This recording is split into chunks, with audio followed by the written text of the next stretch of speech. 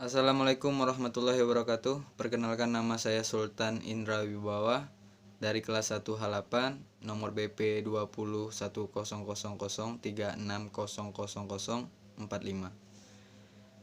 Prodi S1 Ilmu Hukum. Tugas meresum pengantar pendidikan Pancasila bab 2.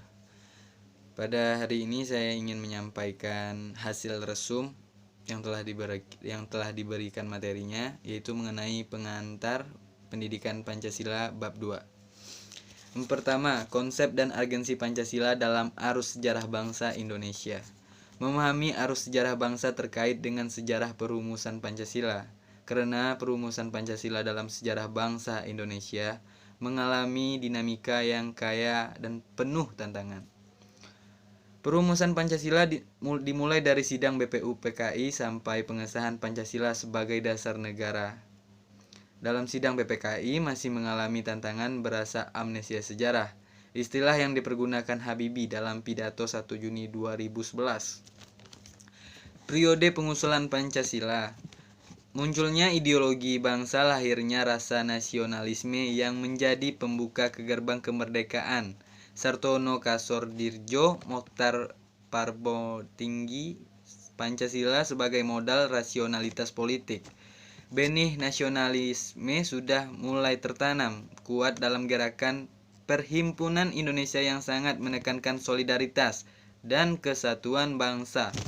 Perhimpunan Indonesia menghimbau agar segenap suku bangsa bersatu teguh menghadapi penjajahan dan keterjajahan. Kemudian lahirnya Sumpah Pemuda 28 Oktober 1928 yang merupakan momen perumusan diri bagi bangsa Indonesia.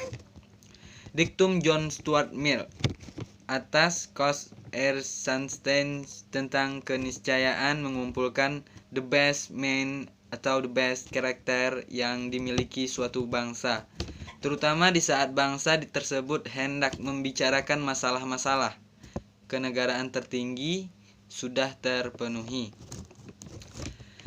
Pancasila tidaklah sakti dalam pengertian mitologis, melainkan sakti dalam pengertian berhasil memenuhi keabsahan prosedural dan keabsahan esensial sekaligus pabot tinggi. Beberapa peristiwa penting tentang perumusan Pancasila. Sidang BPU PKI pertama yang dilaksanakan pada 29 Mei sampai dengan 1 Juni 1945. BPU PKI dibentuk oleh pemerintah pendudukan Jepang pada 29 April 1945 dengan jumlah anggota 60 orang. Badan ini diketuai oleh Dr. Rajiman Widioningrat yang didampingi oleh 2 orang ketua muda. Wakil ketua yaitu Rajan Pandisuroso dan Cicarunge Lorang Jepang. Dan BPU PKI dilantik oleh Letjen Kumai Kichi Harada, Panglima Tentara. Ke-16 Jepang di Jakarta pada 28 Mei 1945. Sehari setelah dilantik 29 Mei 1945, dimulailah sidang pertama dengan materi pokok pembicaraan calon dasar negara. Ir Soekarno menyampaikan 5 butir gagasan tentang dasar negara sebagai berikut: nasionalisme atau kebangsaan Indonesia, internasionalisme atau perikemanusiaan, mufakat dan demokrasi, kesejahteraan sosial, ketuhanan dan kebudayaan. Trisilah yang terdiri atas sosionasionalisme, sosiodemokrasi, ketuhanan yang Maha Esa. Soekarno akhirnya juga menawarkan angka 1, yaitu Eka Sila yang berisi asus gotong royong.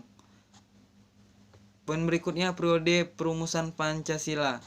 Piagam Jakarta merupakan naskah awal pernyataan awal kemerdekaan Indonesia.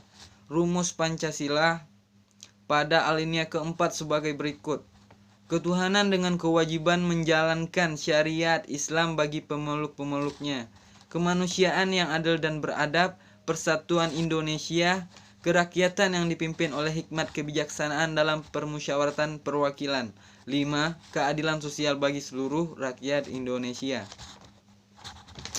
Periode pengesahan Pancasila. Dicetuskan Proklamasi Kemerdekaan Indonesia pada 17 Agustus 1945. Indonesia sebagai bangsa yang merdeka memerlukan perangkat dan kelengkapan kehidupan bernegara seperti dasar negara, Undang-Undang Dasar 45, pemimpin negara, dan perangkat pendukung lainnya. Poin selanjutnya, Pancasila sebagai identitas bangsa Indonesia.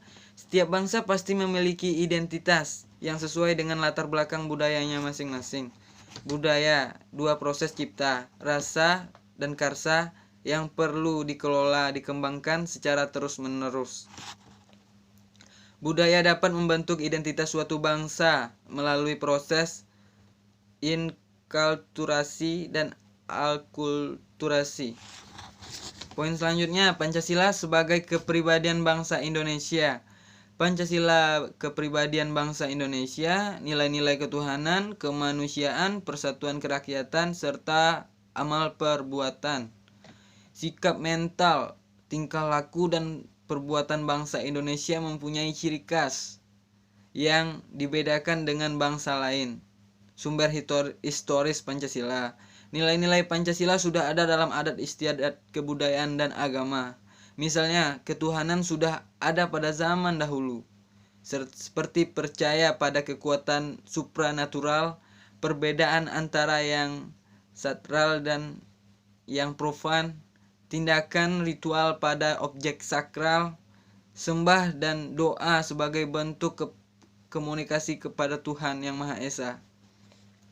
Sumber sosiologis Pancasila.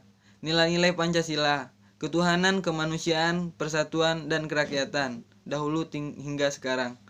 Salah satu nilai yang dapat ditemukan dalam masyarakat Indonesia dari zaman dahulu hingga sekarang.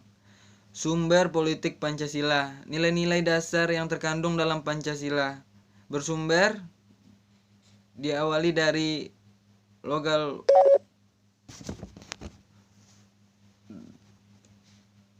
wisdom, budaya, dan pengalaman bangsa Indonesia. Nilai-nilai Pancasila, misalnya nilai kerakyatan, dapat ditemukan dalam suasana berkehidupan. Semangat seperti ini diperlukan dalam mengambil keputusan yang mencerminkan keputusan.